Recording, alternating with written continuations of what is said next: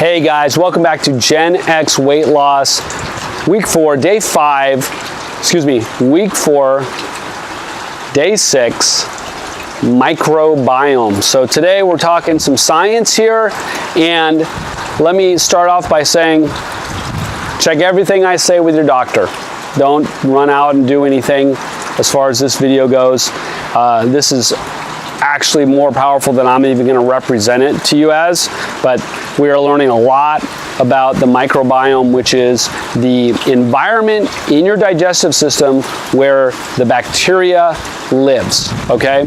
And that doesn't sound very pleasant, but it's actually very powerful, and by and large is a great functioning system in our bodies, and we need to nurture it, okay? So the microbiome is this wealth of bacteria that is actually 10 to 1 our cells. So the number of cells in our bodies, multiply that by 10, and that's how many different bacteria you have in your gut system. So immense.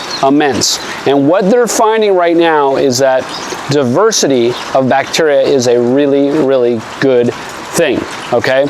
And the science, like I said, is cutting edge science. This is the latest stuff going on. A lot of dollars are starting to be moved towards studying the microbiome and how it impacts health and how it impacts our life, everything. So it's getting linked to a lot of things. What we know right now is 70% of our immune system is created in the gut. We know the gut is directly connected to the microbiome and the environment down there. So we know that these two are linked and that there is bacteria that is helping us develop our immune systems, okay? Or hurting our immune system. There's a giant link to autoimmune diseases being born out of issues within our gut, okay? So that's also well known. So the issue with diversity, and where this gets interesting for you specifically, is they're now showing that people with a lower diversity of bacteria in their gut tend to be more overweight, okay? That's latest studies. This is on animals, not humans yet, but I am sure it's going to play right through to humans. And how the theory is this, that basically the lower the diversity, there are certain key players missing that help use food as fuel, and thus it gets stored as fat.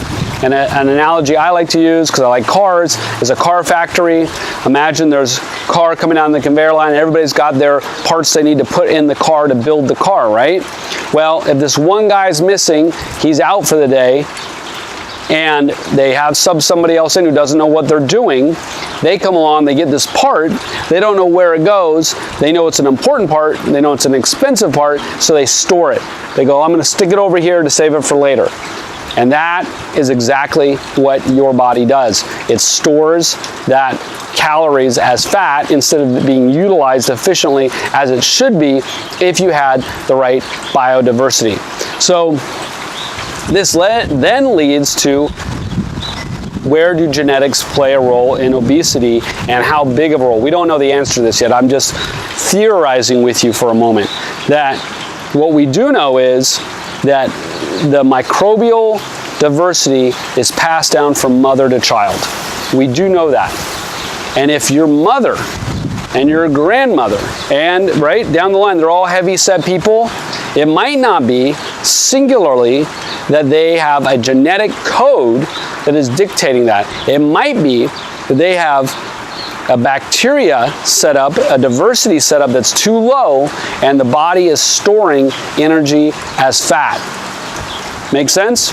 So that gets passed down to you. Now you have a low diversity bacteria, microbiome, and it's causing you to store fat more easily than maybe somebody else, okay? So I think it's gonna be a twofold. There's genetic component, which we'll talk about later, and there is this component of the microbiome that is affecting our ability to burn calories efficiently, okay?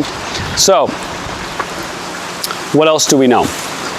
We also know, as I kind of alluded to earlier, that there's a number of health issues and chronic diseases that are linked to overgrowth of bad bacteria in the body.